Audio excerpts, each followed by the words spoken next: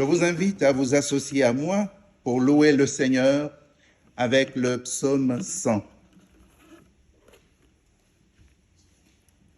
Poussez vers l'Éternel des cris de joie, vous tous habitants de la terre. Servez l'Éternel avec joie. Venez avec allégresse en sa présence. Sachez que l'Éternel est Dieu. C'est lui qui nous a fait et nous lui appartenons. Nous sommes son peuple et le troupeau de son pâturage.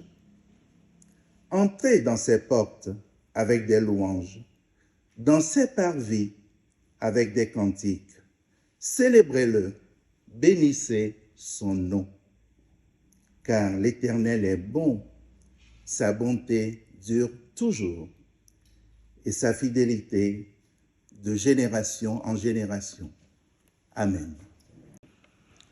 Avant d'écouter le texte de l'Évangile et la méditation, je vous invite à la prière. Donne-nous, Seigneur, d'être à l'écoute de ce que tu veux nous dire aujourd'hui. Accorde-nous la grâce du silence intérieur pour que ta parole nous rejoigne et qu'elle parle à notre cœur.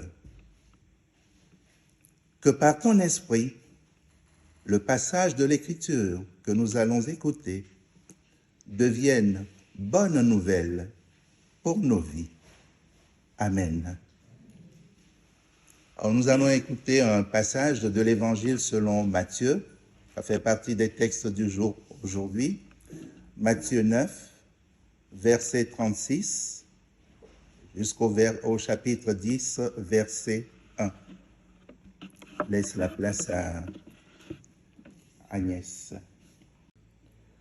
Voyant la foule, il fut ému de compassion pour elle, parce qu'elle était languissante et abattue, comme des brebis qui n'ont point de berger. Alors il dit à ses disciples, « La moisson est grande, mais il y a peu d'ouvriers. Priez donc le maître de la moisson d'envoyer des ouvriers dans sa moisson. » Puis, ayant appelé ses 12 disciples, il leur donna le pouvoir de chasser les esprits impurs et de guérir toute maladie et toute infirmité. Chers frères et sœurs en Christ, comment réformer l'Église en vue de sa mission? Je vais vous surprendre peut-être. Jésus se joint à nous pour conduire notre réflexion ce matin. Il vient à notre rencontre à travers les 4 versets de l'Évangile selon Matthieu que vous venez d'écouter. C'est un passage intéressant puisqu'il s'inscrit dans une vocation missionnaire. Il nous propose aussi une méthode. Par définition, une méthode est une démarche de l'esprit qui repose sur des règles, des principes. Celle de Jésus est particulière. Elle est fondée d'abord sur une façon d'être, puis sur une façon de faire. La façon d'être, c'est la capacité de Jésus à percevoir et à s'émouvoir. Il voit les foules. Elles étaient lassées et abattues, comme des moutons qui n'ont pas de berger. La comparaison avec les moutons montre que leur plus grande détresse est d'être là, sans qu'il y ait personne pour les diriger. Cette idée nous renvoie à Moïse. Il se préoccupait de la dispersion du troupeau et demandait au Seigneur de nommer à sa tête un homme pour la conduire. C'est ainsi que le Seigneur choisit Josué. Il sera ordonné chef du peuple d'Israël. Jésus, de son côté, ne reste pas indifférent à la détresse des foules qu'il observe. Il est ému. Son émotion traduit sa grande disposition à sentir la détresse de toutes ces personnes rassemblées et qui le suivaient. En grec, le verbe traduit en français par « être ému », je vous dispense du mot grec, du verbe grec, ce verbe a un sens beaucoup plus fort, plus concret que le français. Il signifie remuer les entrailles, c'est-à-dire être touché jusque dans les profondeurs de son être. La compassion, ce sentiment qui porte à souffrir avec quelqu'un, est certainement ce qui fait agir Jésus. Il était infatigable. Il parcourait toutes les villes et les villages. Son activité était marquée par l'enseignement, la proclamation de la bonne nouvelle du règne, ainsi que la guérison de toute maladie et de toute infirmité. Malgré une activité aussi débordante, la tâche reste immense. Se sent-il seul, isolé? La charge qu'il porte est-elle trop lourde pour ses épaules de Christ incarné? Une méthode repose aussi sur une façon de faire. Il s'agit pour Jésus de choisir les personnes indispensables à la mise en œuvre de sa visée. Nous assistons ainsi à une évolution dans leur statut. De ses disciples, il fait ainsi des apôtres. Ils deviennent donc des acteurs autonomes et des envoyés en mission.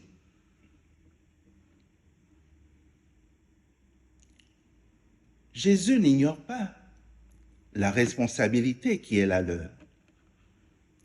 C'est pourquoi il les exhorte à s'appuyer sur Dieu pour agir.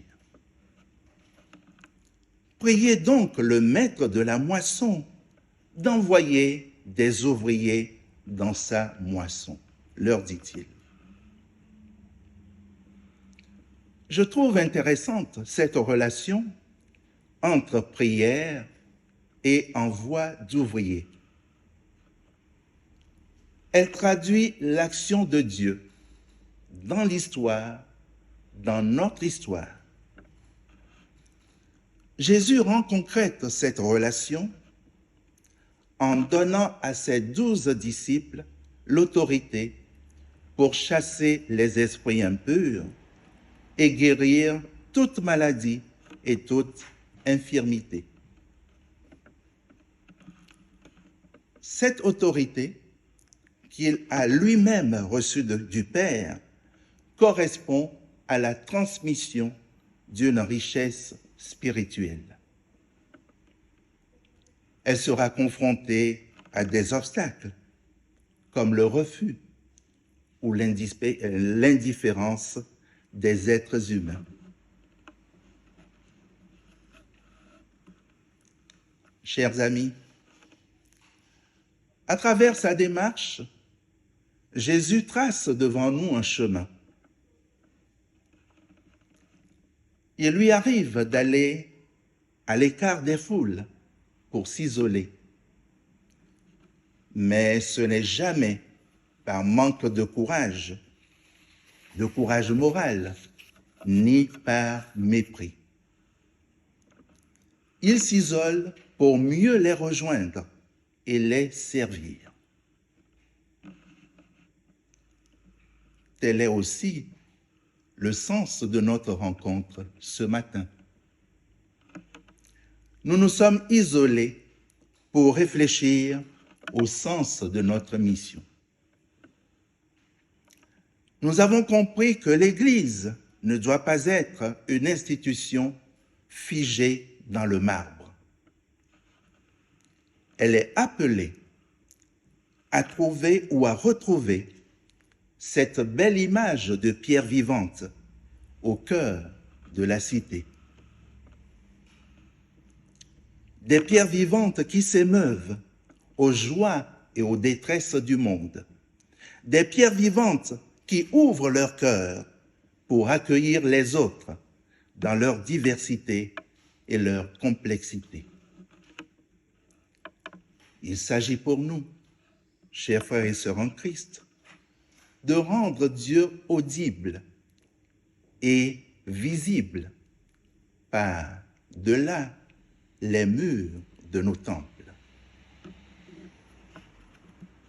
C'est la raison pour laquelle, dans notre document de travail, un accent particulier est porté sur la notion de témoigner. Témoigner par des paroles et des actes. Témoigner en intégrant la diversité de l'Église universelle. Témoigner en s'appuyant sur une variété de ministères.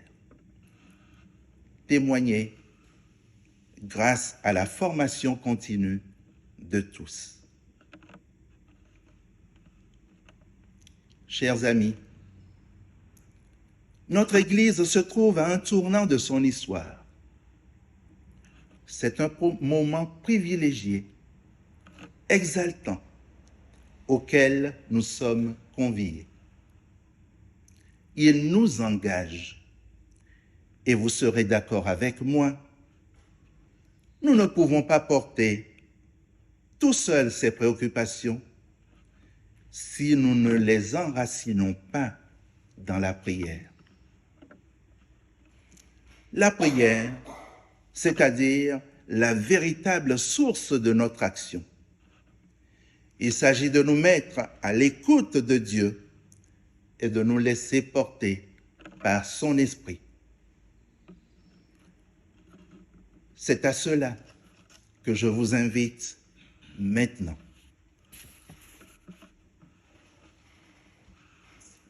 Prions.